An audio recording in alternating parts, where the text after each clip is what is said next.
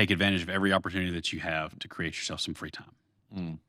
Use that income, that's a steady income that you have, to get yourself in a position for, if it does take off, the tight times.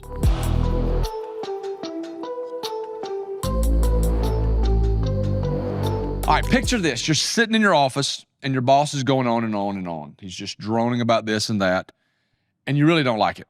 The next thing you know, he calls you into your office and he lets you go. That was Sam's reality.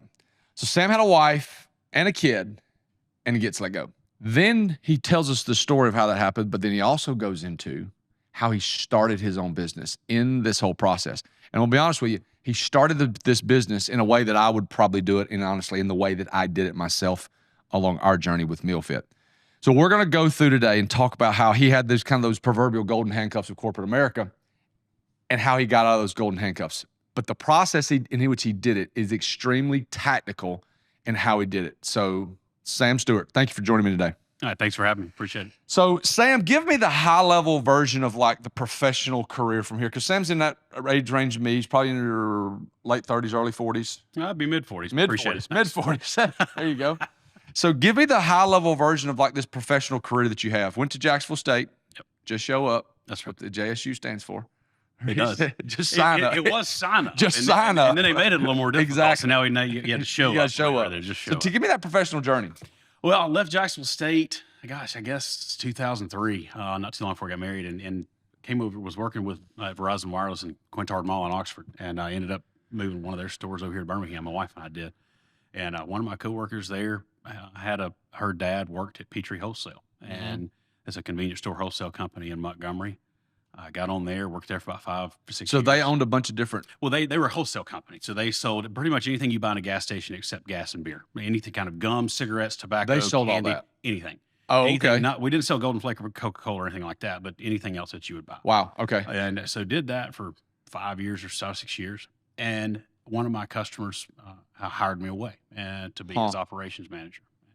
Took that job, and that lasted for about a year. Now, how old were you at the time? I was 30. Okay. 30 years old. All right. I had one child. Wow. Mackenzie was 2.5, and took this job, and Shelby was born 6 months after I took the job. And then 6 months after that, I got let go. So I had two kids. You got 2 kids, and you get let go. Got 2 kids under the age of 3 and under, and got let go. God. And no job. Wow. What was your wife doing? She was with Regions Bank at the time. Okay. So nothing, not making. She was doing okay. We could keep the lights on and Weren't going to peanut butter and jelly sandwiches, but that was you're not taking big vacations. No, we're not. We're Gotcha. not eating out. Okay. We're in dire straits. So you get let go. You got 2 kids. What then? I was unemployed for about 6 weeks, and I just said, okay, my job is finding a job. That's my job every day. And we had to pull Shelby out of daycare because save money. And so, bless her heart, she's sitting there in the crib, and I'm filling out job applications online. Yeah. And ended up, a friend of mine from Anniston, she knew a guy at Cisco and got me on there. And Wow. been in a lot of restaurants, eaten a lot of them, but never worked in one. But I'd sold, and I knew I could talk to people and build relationships. So Cisco is a food distributor, huge food distributor here in the South, and they sell to hundreds of thousands of restaurants and businesses and things like that. I've used Cisco before.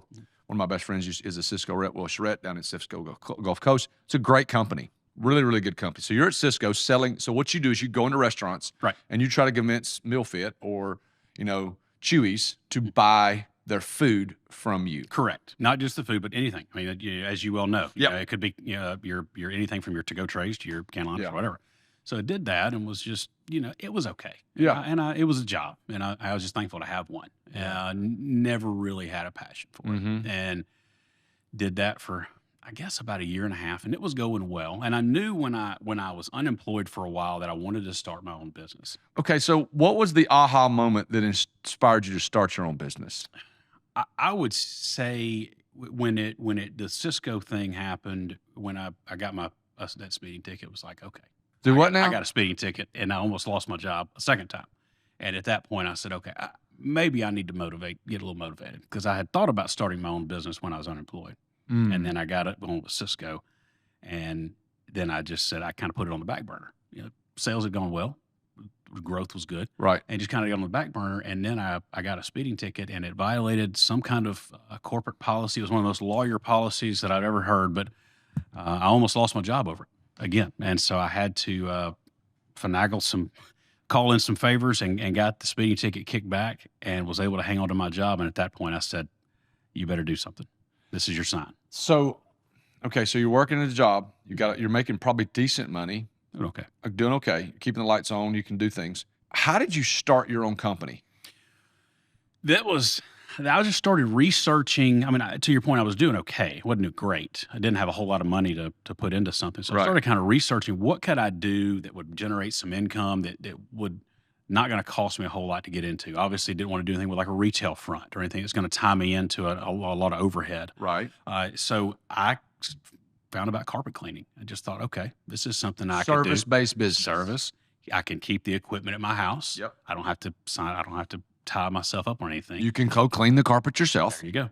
That's what I did. Is I bought what I call a souped up rug doctor, basically what you get at the grocery store, and right up at the Hampton Inn and Hilton Garden Inn in Trussville is where I started. How do you identify and validate your business idea while you're still employed? I knew that that's something that I could do while I was still taking orders. I mean, I could get my laptop and my boss may not know about it, but I could go clean carpet for 2 or 3 hours and knock that out and still work this, or go make a couple of sales calls for myself and then do that because I had that flexibility. Yeah, I was on the road. It's a good part about a sales job. It is a good part about a sales job, as I actually had that flexibility to be able to go do that. You know, if I had been stuck in an office, obviously a little more restricted on what my options would have been. So I kind of was lucky in that aspect. You're working at Cisco. You decided you want to be in the carpet cleaning business. You said that the first job was the Hampton Inn over here in Trussville. Mm-hmm. Tell me about that first sales call, that first process. I walked in and talked to the owner, and I had no idea how to price it. I didn't know how to do whatever, and I just guesstimated. I was just desperate for somebody to write me a check. Somebody write me a check. I need a check with my name on it. Yes. And for my company and something that I earned for myself. And I went out there and I think I cleaned those hotel rooms for $8 a room, and I gave them free hallway cleaning. I mean, I was desperate because I was so miserable with what I was doing, and this internal drive to start my own business was just churning, and I just had to do so. And I was willing to work for daggum near free just to pursue that. And I knew that I had that drive. And at that point, it's just, I've got to do this. It's not that I'm passionate about carpet, or it's just, I was working for myself. It's very, very, if you've never done it before, it's extremely difficult to explain to people. It's kind of like having kids. Like, I've got a friend. Well, I'm sitting at a workout group this morning, and we were talking about marriage and Jesus, and it's just the things of life. I looked over and there's a kid over there. He ain't married. He ain't got no kids. Mm-hmm. And he don't get it. And he don't know he don't get it. So but it's the same way with owning your own business. Mm-hmm. People think that they want to do it. It's hard. And people don't know that it's hard because it's just like having a kid. Mm-hmm. It is extremely difficult. And explaining that to somebody is extremely difficult. And you can't really explain it. You can't. People think that because your name is on the business, that you just put your name on a business license and the money starts flowing in. It don't. And there's nothing could be farther from the truth. So what was the biggest challenges you faced in the early days of juggling both roles? There were some time constraints, but I think probably just my attitude and about Cisco, because I felt so much more fulfilled owning my own business. And again, it was not about carpet. It was just doing it just for myself. And I felt that every time I did something, it's like this feels more like me than anything for Cisco at all. And so I had to balance the time, had to do make calls when I could, but take care of my responsibilities when I could. There became a point in time where my business had gotten up a little bit. I was having some residual, and I was probably bringing in somewhere around half to 60% of what I was at Cisco for the business. I had kind of just, put that, let's just see where I'm at. And then I was at a Mexican restaurant in Bluentsville, Alabama. And selling groceries. And we had sold them a $15 case of tomatoes. And I went in there for the third week in a row, and it was old when we brought it. It was a bad case of tomatoes. I went there for the third week in a row, and that case had not been picked up. And this owner's looking at me like, y'all sent them to me bad. What's going on? I did some research, and in a Fortune 100 company like Cisco, we had to have approval for 4 different people to pick up an out-of-date $15 case of tomatoes. And at that point, I realized I'm done. Wow. I got nothing left for this. That was the straw that broke the camel's back. So you're working at Cisco. Mm-hmm. You've got your side job. Yep. What do you do with the business money from your side job while you're still living off your Cisco money? I tried to keep it as separate as I could. At the same time, we were, we had those 2 kids, and we were still trying to, and we had a third one at this point. Carter was born. So when I sold my first pressure washing contract in August of 2012, and I had no pressure washer. And Cody Sanchez would be proud. And I left Cisco in January of 13. So you're talking about a 5-month window there. Now I had kind of started piddling with the cleaning business in late 11, messing around a little bit, but when I just kind of doing the hotel thing, but when I got bigger contracts was late 12. So there really was, we had the third kid at that point, and then I left in January of 13. So you didn't have a ton of there wasn't a ton of overlap. Whereas I worked 2 jobs for probably a year and a half. Yeah, there was not a lot of overlap at all. Okay. Well, I was doing small jobs, $100 a month, $200 a month. It's kind of so things, not big, but not big, nothing, not real money. Sustainable. Okay, let's go practical. Okay, give me at least one practical tip for maintaining your W-2 job while juggling a new business. Take advantage of every opportunity that you have. Do not have it in your mind that your weekends are yours anymore, because they're not. Your evenings are not yours anymore. If you're going to be an entrepreneur, your job is 24 hours a day. So the whole process of starting a business, like you hear Gary Vaynerchuk talk about all the time, like he would come home from his liquor store and they would work from 8 o'clock at night till 2 o'clock in the morning. Mm-hmm. That's pretty true. It is. This morning I was up at 3 o'clock in the morning going to pressure wash. Yeah. Well, I mean, when I was working at the church doing meal fit, I would put the kids to bed, work till 10 or 11 o'clock at night. Mm-hmm. Now, I would work from 7 o'clock to 10 o'clock. I wouldn't work as many hours, but we were still working a lot. And then when we started actually doing food, it was all the time. Mm-hmm. And that's what I tried to do too. Yeah. Go ahead, I'm sorry. I think that people don't really understand that, you got to do everything at the beginning. I say you got to do everything. If there's a better way out there to do it, I don't know it. And I talk to people like you. Mm-hmm. You're not telling me that you did everything. The people that own their own thing, at one point, they most of the time did everything, unless they buy a business that's already up and functioning. And we didn't do that. Correct. What was your approach to networking and building business relationships without jeopardizing your W-2 job? I think that one kind of gets back to the flexibility of I was on the road, so I kind of had that, but at the same time, I just knew I had to continue to develop a little bit, pretty much, and I hate to say it like this, sorry, Larry, if you're listening to this, keep my boss at bay. Sure. Just bare minimum. And I hate, I'm sorry, but that's what I did. It's just bare minimum, because all of my extra effort was going into this. Right. Hit what I got to hit and be done, and then push towards what you want to push towards. Let's get into leaving the business. So you have left this business. Now here's the tactical part I want to know. And give me as good a numbers as you can give me. Give me a range. How much were you making at Cisco? And then how much were you bringing in with the cleaning business when you quit? When I got let go, there was a 3-year time window there from the time that I left Cisco, where I took a 1/3 pay cut and added 2 kids. And break that down. Tell me, when I left Petrie Wholesale in, I could say 2009, I was making mid to upper 60s. Okay. When I took the job with my customer, I took a pay cut. I thought it was going to be a long-term buyout situation. Yeah. It didn't work out. And then by the time I got to the Cisco job, we were in the middle of kind of the recession at that point. A lot of people were losing their jobs.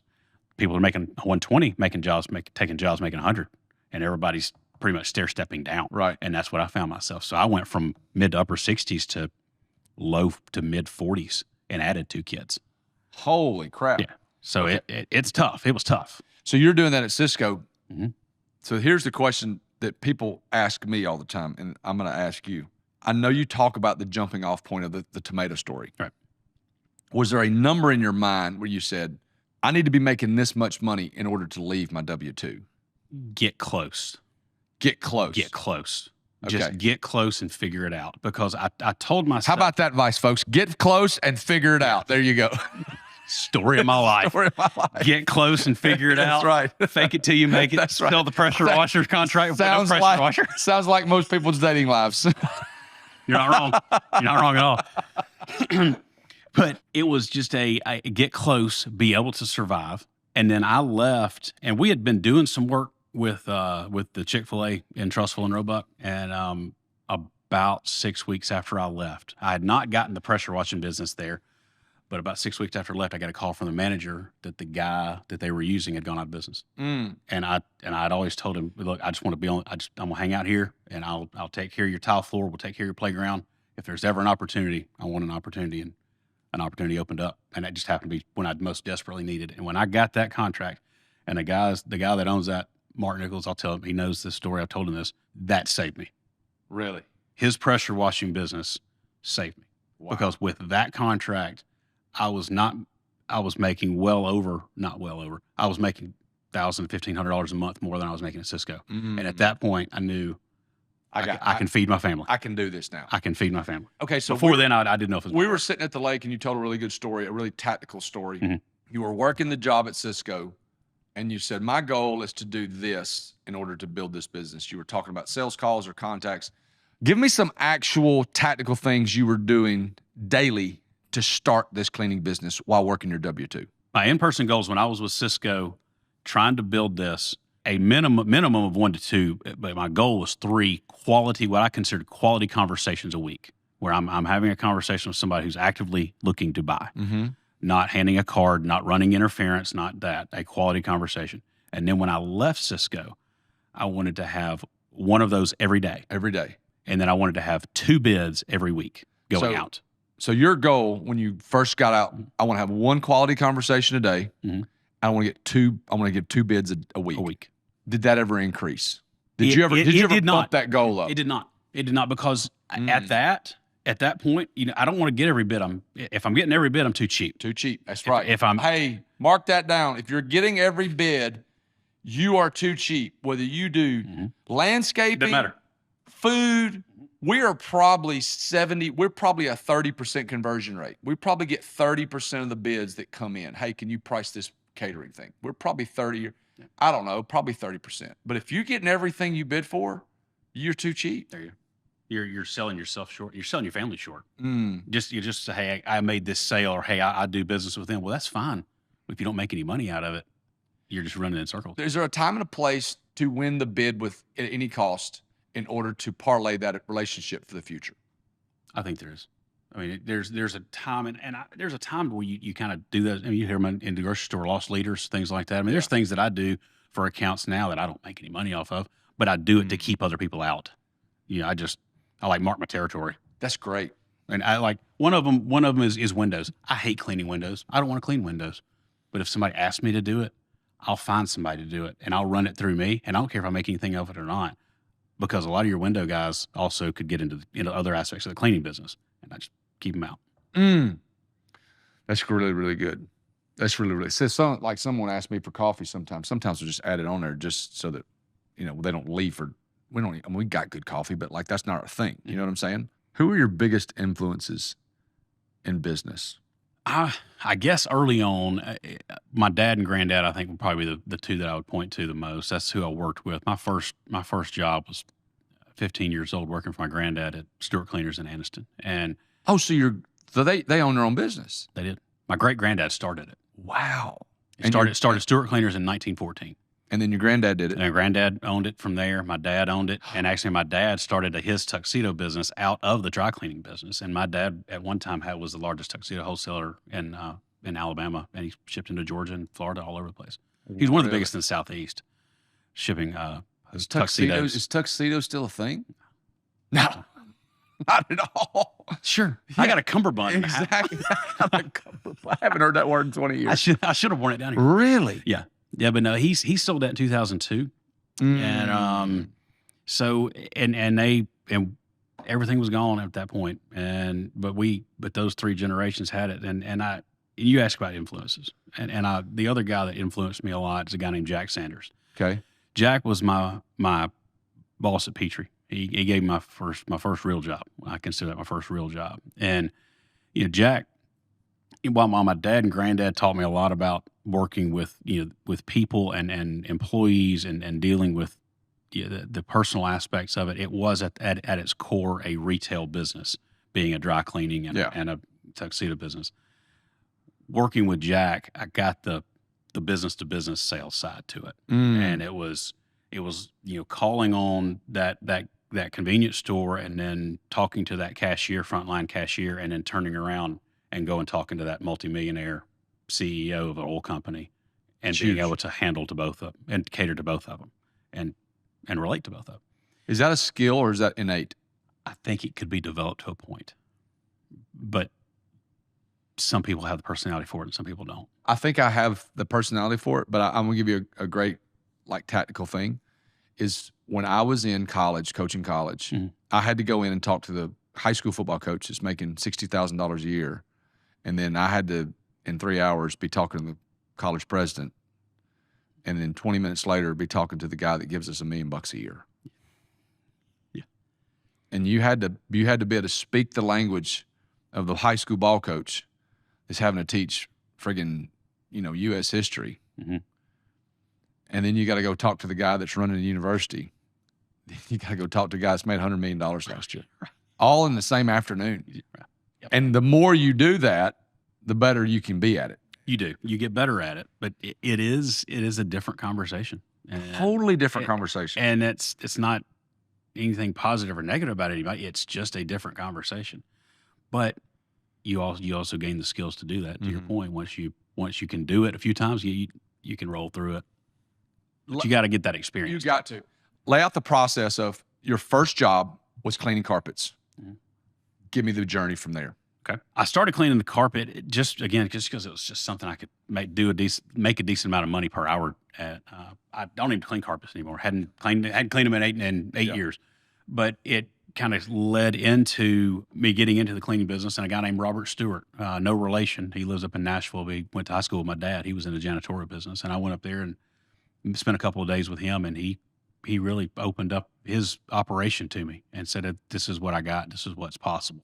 And so, using the stuff I'd learned from Jack and Cisco and stuff I'd learned from Robert and his business model, I just kind of went from there and just tried to grow it as much as I could.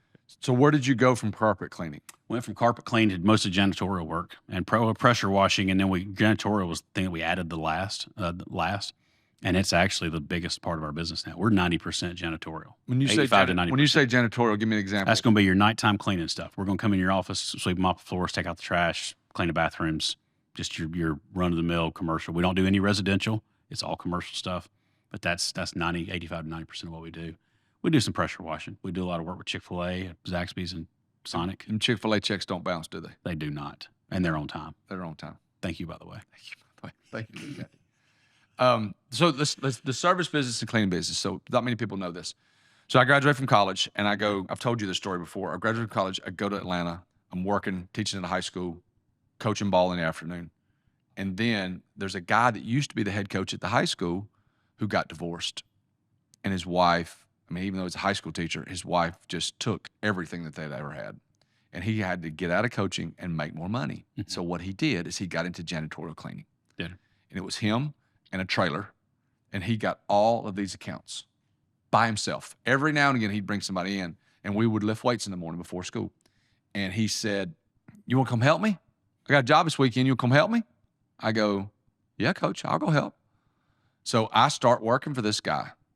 And he cleans like these, just anything at night. We would clean the public storage corporate buildings. We would clean office buildings and things like that. Pull the trashes, sweep and mop, dust, all. And I did that for 2 years. But he was making, at the time, this is 2003, 2004, he was bringing in $180,000 a year. That's pretty darn good. And just for inflation, I don't know what that is in 2024, but you're looking at 22 years later. Very good. That's pretty good. And it was just him and some equipment in a trailer. And and here's the thing about a service business I think is really critical is you can get that equipment paid off pretty quick. Mm-hmm. Once you get that equipment paid off, Sam, I mean, you can make some money. You can. I went from my first year, let's say my first full year, and I told you what I was making when I left. I sold $108,000 my first year. So I went from, I'd done a little better at Cisco at that point. I probably was mid to upper 40s, but when I went first full year, I did 108. Now, obviously, there's expenses that come out of that. Sure. But even with those expenses, you're way over what I was doing at Cisco. Yeah. Second year, over double. Third year again. And then after that, took off after that. Let's walk through this service business. Okay. How can someone out there walk in to a customer and sell that service? Let's just talk janitorial. Let's walk through what that looked like. I think with any service business, and janitorial is this way, and I credit a lot of my success to this, is bringing some professionalism into an industry that is lacking in some areas. Being that one that's, you're going to call them back, you're going to text them back, you're going to look them in the eye, and you're going to shake their hand, and you're going to mean what you say. Yeah. You're going to be there when you say you're going to be there, and if you make a mistake, you own it, and just care. And that transpires across any service industry, any industry really. Yeah. It's amazing to me. And I've heard a buddy of mine, Brandon Lewis, said this one time, and it was so true. He goes, it's amazing to me how hard you have to chase people down to give them your money.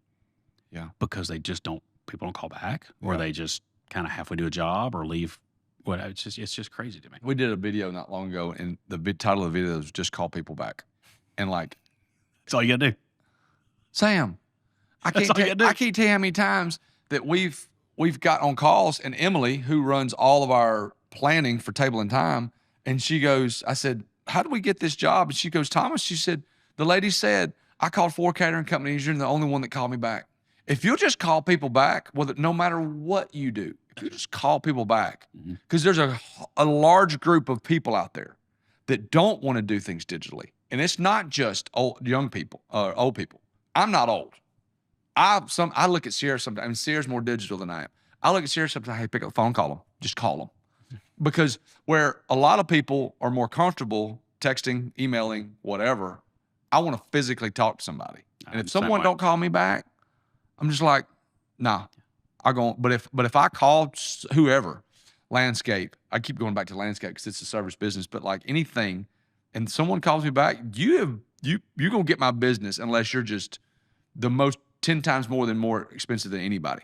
Just call people back. You separate yourself so much just by doing something that simple. Just by doing that. All right, looking back, what's the one thing you wish you'd known before starting out on this business owner journey? To do it sooner. I'm unemployable, Thomas. Yeah. I cannot be hired by another company. I mean, I can't. I would absolutely be miserable. And I get in my mind, I go back to how miserable I was in those days of, being in the corporate grind. But that would be my main thing that I would tell myself is do it sooner. Got it. Even though I needed to gain the experience. I mean, I guess I couldn't have done it until I had the experience, but I've talked to my son about it and my kids, just this is you're going to have a drive to do this, follow it. And I'll never forget something that Jack told me one time. And he said, he told me, he goes, you're not committed to this job. I said, Jack, I'm committed. He said, no, he said, you ever heard the analogy of the pig and the chicken? And he said, the chicken is committed to breakfast. The chicken is involved in breakfast, but the pig is committed. And he said, you're involved in this business. You're not committed. Your family has owned businesses for generations. That's what you're wired to do. He told me that in 2005, 2006. Wow. How long did it take after that conversation to go, he was right? 5 years. 5 years. 5 years. Wow. Sometimes it's hard to listen to what people breathe into you when in reality. It is. We think we know different things. How did the corporate experience shape your approach to running your own business? I think the corporate side of things, I learned, some different metrics and different ways to look at things, but I also wanted to know that when I started my business, I wanted to be responsive, that I wanted to be somebody that is going to be able to respond quickly to an issue, be flexible, and make it easy to do business with me. Make it easy. Make it easy. And that's what I found at Cisco is it seems like they made it difficult to do business with them sometimes. Were there any unexpected advantages to starting a business while you were employed? I would say probably the experience that I gained from that and being able to earn that income while not relying on the business, that would be the biggest thing is not having to worry. I mean, I had to worry about finances, obviously, but the business wasn't having to feed my family while growing at the same time. Yeah. We rat holed a lot of money that second year. Mm-hmm. So that first year we made about 40 grand, and I made about $40,000 working at the church, and I made $8 doing meal plans that first year. Did you? $8,000. $8,000. The second year, I made $30,000 at the church because halfway through the year I went part-time. Okay. So I worked full-time the first 6 months, and then the second half of the year I went part-time because the business was getting out of hand. So the first year I made 40 and then 8. So $48,000, which is not a lot with 2 kids. Mm-hmm. The second year I made 30 and 80. So we went from 8 to 80. And at that point, mm-hmm. I knew, all right, let's go. Now, you knew you had something. I knew I had something, and I had also been extremely wise financially. I rat holed so much money, Sam. Did you? Yeah. I was making 60 grand a year coaching, and I knew I was going to take a pay cut. And so I looked at Jackie, and about week 3 of the season, I was coaching in college. We had just gotten back. We'd gotten beat by Oregon, and we had lost our quarterback. And something was gone inside of me, and something was pulling. And I just walked in Jackie and said, all right, we're done. And she goes, what are we going to do? I go, I don't know, but it ain't this. Yeah. And so at that point, I took our budget and adjusted our budget. We were making about $80,000 a year in the household. I was making about 60. She's making about 20. And we adjusted it down to about 50,000. I adjusted our budget really, really quickly. And when I adjusted that budget, we had to tighten down so many things. With 2 kids, it was really difficult. But then when I started working at church, I had adjusted the budget to pretty close to what we were going to make. Mm-hmm. And it was not super hard. Now, granted, it was hard work, raising 2 kids and on $50,000 a year when there's 4 of us in the household. But when I made any money at all, bro, I saved it. And then I didn't have many expenses that first and second year. And then I took that second year when we were making a lot more money, and I rat holed it away because I knew that, like, hey, we were going to have something. The thing that saved us, I think, at the beginning was we had residual income. We were doing meal plans before meal plans were a thing. And we had clients in, 20 different countries. And so we had $40 a month coming in on X number of people. Right. And so we had that residual. And so I knew that I could live off that residual because it was about what I was making, but in anything extra, I could use that to grow the business. And I'm going to tell you something. We lived really frugally for probably 2 years. Because that third year, we made about 160. That fourth year, we made about 340. And we were still living like we were making 60. And I will tell people this. If you can keep your lifestyle, your income, your lifestyle at a smaller income, and even as you grow that income, you can make it. Because what happens is a lot of people, the money comes in one hand, it goes out on the left hand. And if that happens in your business to start off with, you're not going to be in business long. Yeah. It's guilty of that. Yeah. Lifestyle creep, as I've heard it called. Oh, yeah. Guilty, more guilty than most. But, to your point, when you're maxed out like that every month, there is no room for error.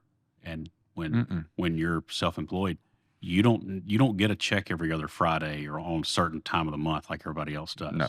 You don't know when it's coming in, and you have to be prepared to go that extra week and a half or something, and you can't exactly go calling your customers up and say, hey, I know the month's halfway over, but I've spent all my money. Can you write me a check? And pay me? Can you prepay me for the second 2 weeks? I mean, you can't. No, you ain't doing that. And you just got to hope that it comes in. How did you handle telling your employer about your side business? I think I just kind of started out hey, I'm just kind of doing this a little bit on the side on the weekends, and just kind of, I didn't want to make it a big deal. Just kind of, kind of on the weekend, left it like that. He was supportive. He was supportive. Yeah, he's a good guy. He was just, hope make some extra money. I don't think that either one of us thought what it could become. I don't think he thought I was going to be leaving. I didn't know we'd be the size we are now, definitely. So I think he was fine. I just don't think it was not really, me leaving was not in the cards at that time, or so far off, it was not a concern. Very rarely in business do you end up doing what you start out doing. What made you expand to other services in your business? Carpet cleaning was kind of something to make a little money. It's just nothing I really got excited about. It was just kind of make some extra money. But when I added the pressure washing, it was like, okay, I can make even more money doing that. And I enjoy the work a whole lot more, excuse me. And then when I added the janitorial, it was it just really, I went where the market took me. I mean, people were asking, do you do this? Do you do that? And then, well, yeah, sure, we can do that. And, then I met up with Robert and got his framework. But that was the main thing. At that point, I just completely shifted to janitorial and pressure washing. So I'm just not even going to go after any carpet business anymore. It just allowed me to scale it. Hey, I'm gonna be honest with you. If I can make money and not be there, I would rather that than make money and be there and break my back. Sure. It's just if I'm being honest. So the janitorial, we could go out, we could go several cities, could expand more of a geographical area, and I'm not out till 3 a.m. Are you growing that janitorial business now? We are. We have 3 offices now. We have an office in the main one in Trussville. And then me and a buddy of mine from high school started an office in Anniston. We're 50-50 in that. And then a friend of mine I was in KA with at Jacksonville State owned an office in Gulfport, Mississippi. So between the 3 companies, we're 55 to 60 employees, something like that. Always adding new customers. Okay, so this is a good question. So you own the business in Trussville? Yes. 100% Sam. 100%. The one in Oxford, Anniston. I'm 50-50. Okay, but it's the same business? Same type business. More pressure washer centric. We trade work back and forth. We do some truck washing, 18-wheeler washing through that company. We've got an account down in kind of in East Alabama that we do almost 100 trucks a month that we wash down there. We run somewhere about 30 to 35 fast food restaurant jobs a month through that company. Pressure washing. And then also janitorial business. That's probably about 60 to 70% pressure washing over there. And then the rest is janitorial. Tell me about the one in Gulfport. That's just only janitorial. There's no, we don't do any pressure washing. And you own that 50% with somebody else. He's a lawyer down there. He's a guy I was in KA with, and he'd been down there on the coast and just hit me up one day when my wife and I were down there and said, "Hey, what's going on?" Hadn't talked to you in a while. And I had checked in on Facebook, and he had sent me a message and said, "Let's get together." And we hang out and get a napkin at a restaurant and hatch a business plan. This was 2017. Is he absentee owner now? Is he doing anything with the business? No, he does. Yeah, he's active. He is? He's active. But he's a lawyer by trade, but he's active in it. Let's talk money on that. Okay. So you've got the experience. There's no business in Gulfport. None. Okay. He says what? Give me what he said. Hey, let's do this. He said, "Hey, he said, I've been noticing your business up there. Tell me about it." And so I just started talking. He said, "Do you think it could go here?" And sure. So, I mean, it could go anywhere. And we chatted back and forth, and I just said, "Hey, I'll find a couple of days and ride down here." Actually, funny story. I came down to Gulfport or Biloxi to start making some sales calls, and I found this medical clinic, and I went and actually it was behind a Chick-fil-A, and I had called on the Chick-fil-A because of my experience up here, and I just saw this medical clinic and went and walked in, and I said, "Hey, I'm Sam Stewart with Cleaning Service." They said, "Actually, we're taking bids right now, and it closes this afternoon." And this was like at 10:30. I said, "What kind of bid are you taking?" They said, "Well, it's a hospital in town. We need 9 clinics cleaned." And I'm like, "Okay, I can do that." So I scrap my plans. I get the clinic list, hit them as quick as I can. And me and my business partner are sitting down there having dinner that night. And I get a notification on my phone that the guy who had sent me the clinic list was trying to recall the email. And it was very strange. I never had that happen before. And I get to looking at it, and the clinic list that he had sent me included a competitor's bid on the second tab of the Excel spreadsheet. Did you see the tab? Yes, I did. Yeah, yes, I did. Yes, I did. Yes, I did. And we happened to come in just a little bit underneath that bid and won the contract. Just kind of, but dumb luck. Just absolutely stumbled. Bear Bryant, I'd rather be lucky than good any day. Stumbled into it, and we. That was your first. That was our first business in Mississippi. So your first business in Mississippi was a 9-clinic daily or nightly. Correct. 5 nights a week with a major hospital down there, and we got it because I just stumbled in the door. Amen. How about that? Kind of wild. So financially, what did y'all, so it's the first year, first 6 months, y'all just said, okay, this is going to cost 20 grand. You 10, me 10. This is going to cost 10 grand. Me 5, you 5. Did y'all do it? We did. Actually, that's the good thing about this business is you really don't have, I mean, you could go to Home Depot and spend $500 and you're in the business. I mean, if you wanted to, it's just really not, the barrier to entry is not that large. So really it was just, when we sold that, it's like, okay, well, this is what it's going to cost to get it going. And let's put a little bit of money to operate with. And then at that point it was, we put it in and we go. But I think it's probably right now to stock a building, probably $400 or $500 that you could probably get it done decently. Wow. So you're talking about under $5 grand for those 9 clinics, and that's it in 2024 prices. And we're talking about 7 years ago. How did you grow that business remotely? It's not as nearly as large as what we are up here. We've grown some, a lot of word of mouth. We've done some Google advertising and things like that. But with him having his career established down there, he's not looking to like do it full time. It's kind of, let's just make some extra money, kind of get it to the point where we can put some money in our pocket. And we've got somebody that we recently hired that's going to be kind of helping us look over some stuff down there. And so that'll put us in a position to grow more. We're pretty excited about that. How important are Google ads in growing your business now? They have helped. I do think that, sometimes they can get expensive. They can get very expensive, but they can't help. But I think what I have found that has helped me is short-term campaigns. Do it for a little while. What is a little while? 6 to 8 months. Okay. It's not a permanent thing. Run about a 6 to 8 month campaign. You may get 2 or 3 businesses out of it, 2 or 3 accounts out of it, however many it ends up being, and just kind of pull it back. Let's stabilize, make sure we're good there, servicing those like we need to, and then restart them later. Restart back later. What have you learned through all this that you will make sure that your kids learn from you? I would say that they were going to probably have an internal drive that is just not something that they're going to be able to deny, to want to be their own boss. And I was talking to my daughter. She's a senior this year at Trussville. She's going to go to Auburn, be in nursing. I was talking to her last night about this same thing. And I said, you're going to eventually have, if you don't already, a drive to want to own your business or be your own boss. It's in your blood. The 4 generations before you have done this, you're going to have, at least on some level. And she's going into nursing. And we started talking about things that she could do as offshoots of that, any of these women's clinics, imaging, anything that she could do to start her own business and not have to be an MD and have the nursing credentials that will help her do that. There you go. So that's what she decided last night. That's what she's going to do is major in nursing and minor in business. I'm going to ask a question in a different way. As a business owner, what are some things that you teach your kids that you want to make sure that they know? That the idea of growing up and working for someone, just getting a job is a very honorable thing to do, but it's not the only way. Yeah.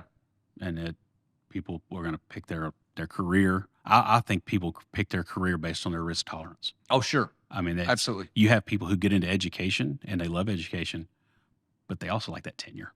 Oh, yeah. Safety. I mean, there you go. Guaranteed check. Yeah. And then you got the other side of it, which is the entrepreneur. Sure. That's the gambler.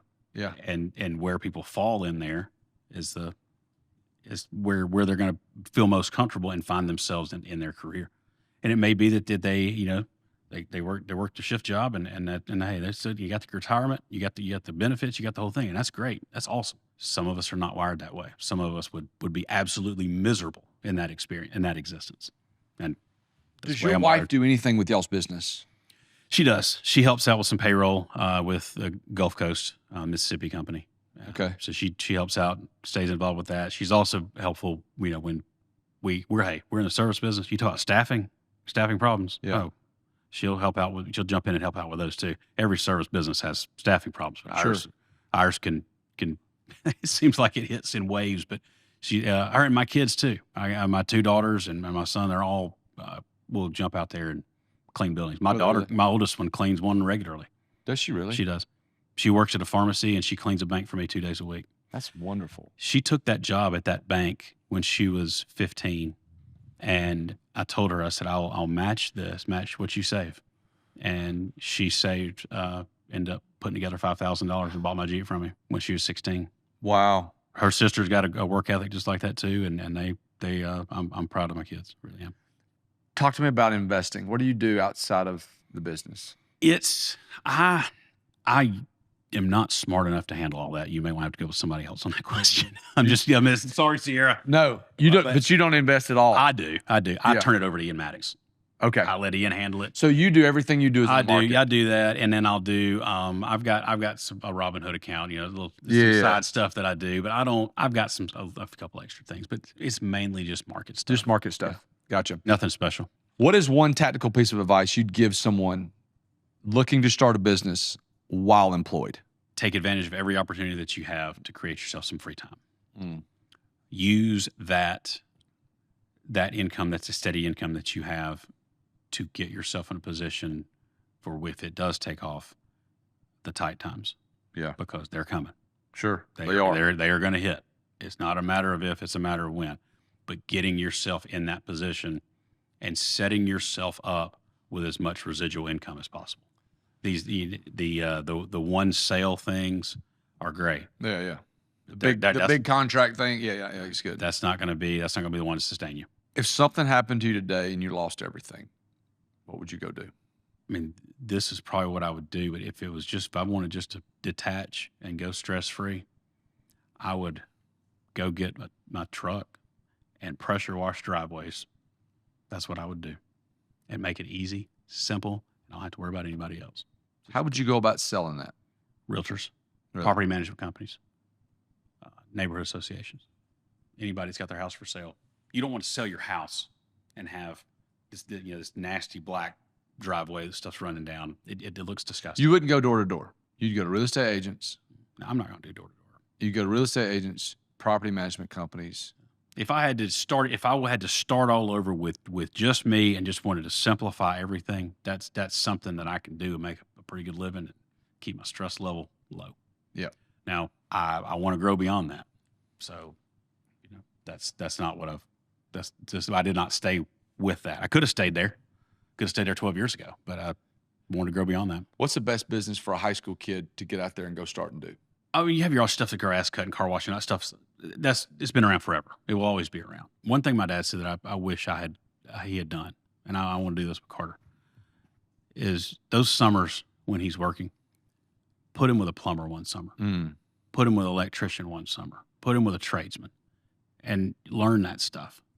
Hey, you can start businesses and doing that too, and you can make a great living.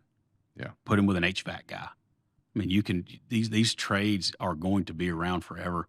These kids that are coming out of high school and thinking you got to go rack up multiple six-figure debt in 4-year education. No, you can go and learn a trade like that and make as much, if not more, money than somebody who spent a whole lot more on their education. That's really good. I like that idea. Putting your kids with somebody. What are you learning right now that excites you?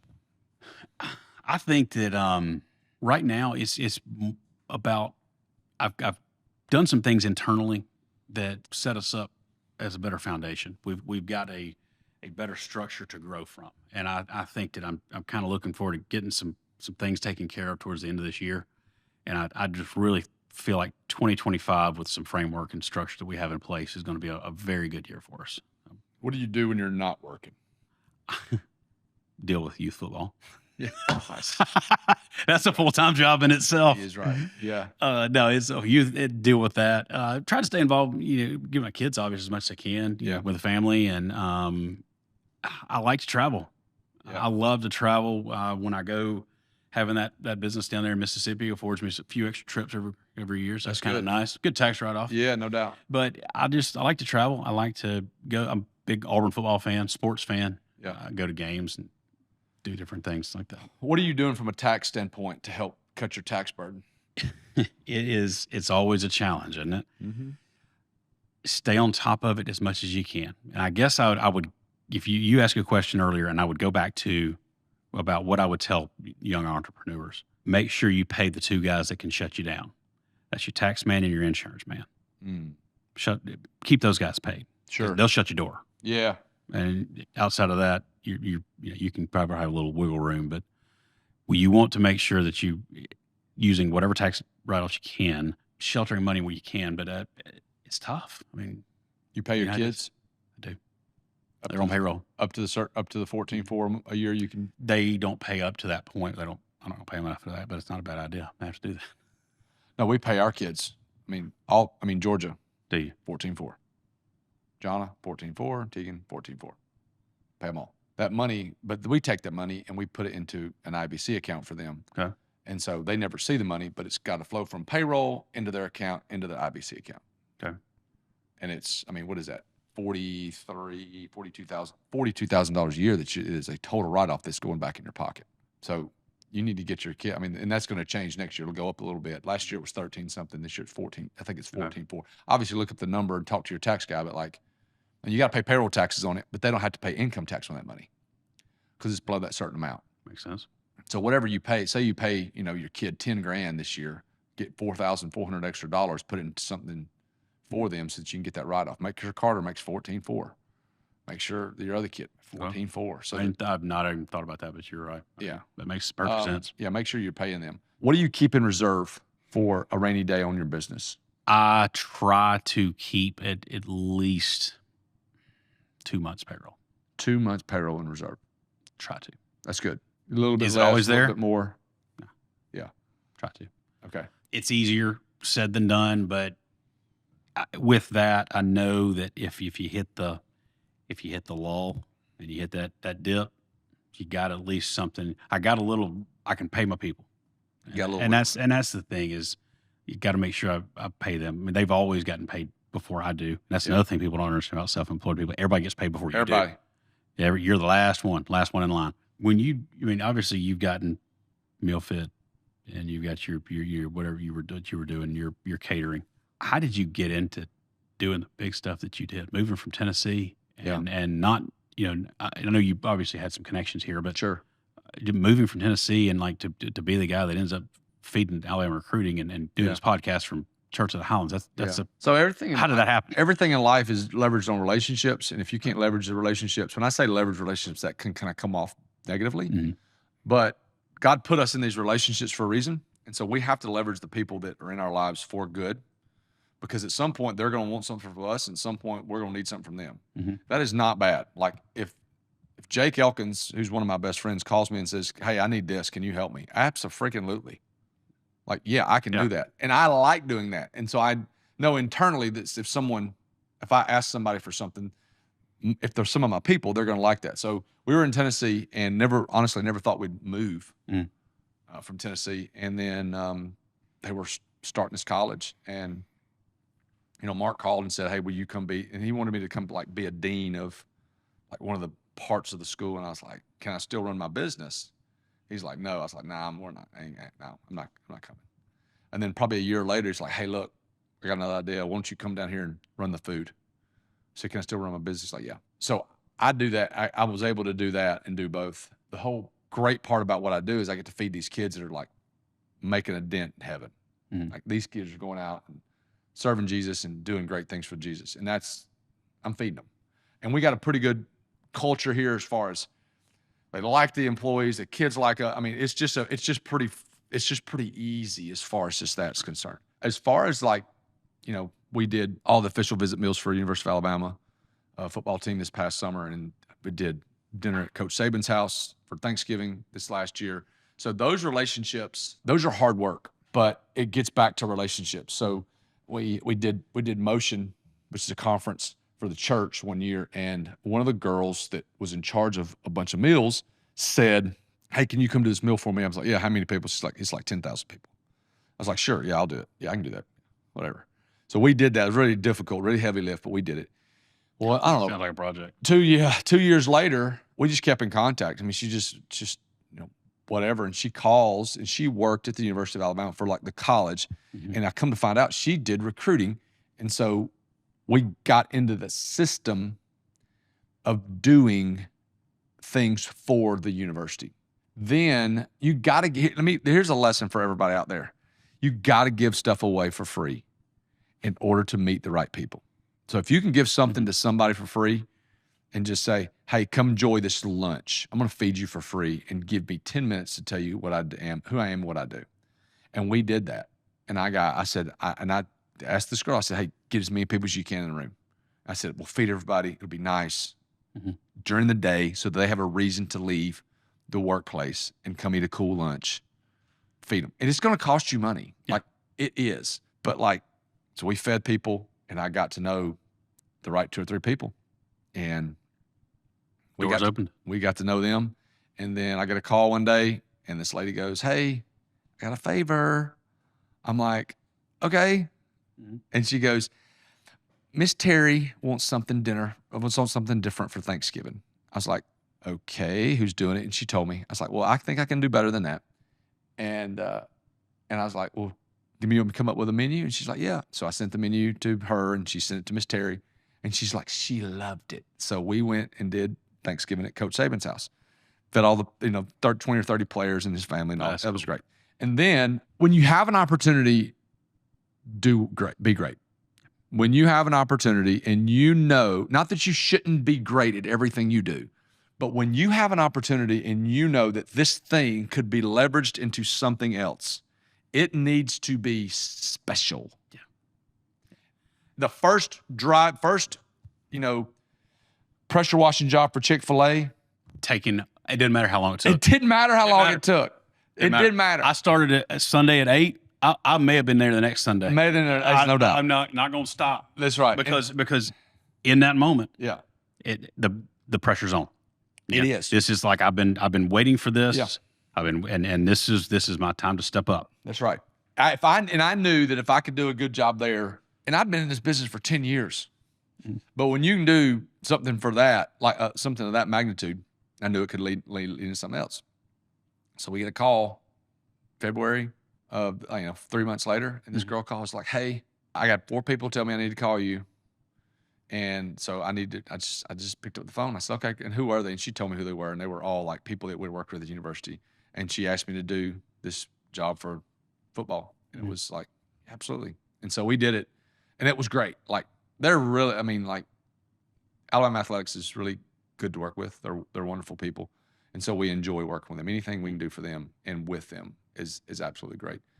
But listen, when you get your shot, it honestly doesn't matter if you lose money. In some ways, you need to kill it. Like me and a lot of my team did not do Thanksgiving last year because we were at Coach's house making sure all the T's are crossed and all the I's are dotted and all everything. We spent way too much time there. And we made a little money, but we didn't make a lot of money. But the job itself. But the job itself. And the importance of it was, you felt like you had to be there. John Maxwell says this thing, and John Maxwell comes to the college and talks all the time, and comes to church and talks all the time. He always says, when you're in a conversation, ask the question, "Hey, who do you know that I should know?" There's got to be somebody that Sam Stewart knows that I can know that can help me. Not in a negative way. Like, I'm not trying to poach your friends. I'm just like, but here's the thing though. If you could put me in contact with somebody and it helps us, me and that other person, dude, you feel good. Right, I do.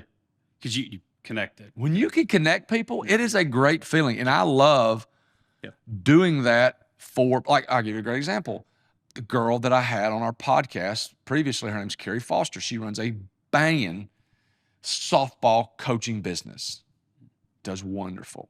Well, I introduced her probably a year and a half ago to the guy that does our Facebook ads and Google ads, David Nips Media.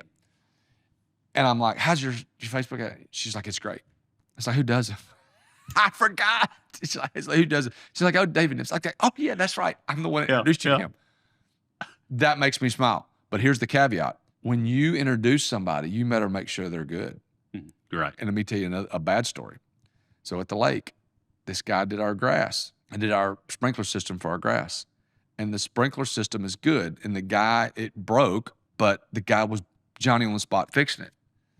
Well, my neighbor said, "Who did your sprinkler system?" I said, "A guy named Chuck over in Rome. He did a good job." And so Chuck is doing my neighbor. Listen, my neighbor's had nothing but problems, and I've had more problems. And God bless him, I would not recommend this guy again. Right. Too late. It's too late. I feel awful. Your name's on it. I feel awful. But the good thing is we are suffering together. That's right. I have problems. He's having problems.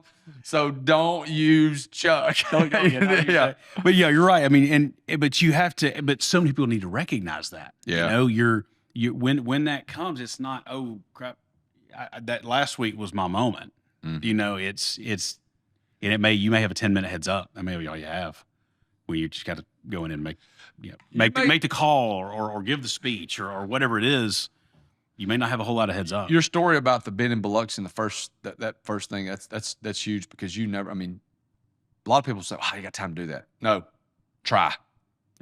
Try. If you fail, no big deal, but you need to try. And you tried last minute in the city that, it's okay. No, you tried it. It helped propel that business. So you got to be able to be Johnny on the spot when the time's up. You have to be. And the thing is, when it comes in, you talked about a little bit with that story about the lady, you have to plant those seeds. Yeah, sure. And you planted those seeds with her, and it took a couple of years to pay dividends. It's 2 or 3 years, yeah. All right. And then my biggest account to this day, I had been gone from Cisco 60 days, and I'm at home literally just Googling banks and picking up the phone, just calling people, probably because I didn't have the money to put gas in the car to go door to door. Yeah. And I talked to a lady, and she's like, we're happy with who we got, and well, send me an email. The typical running interference response. I send her an email. 14 months later, she calls me up. You sent me an email. Do you remember? No, I have no idea who you are. She's like, can you come bid on this bank? It's a bank in Pell City that I'd never heard of. And I went down there thinking it was going to be some mom and pop, massive, 3-story, huge. And I'm in there just like, it's my moment. Wow. I'm going to sink or swim with this one. Yeah, sure. And I had bid it.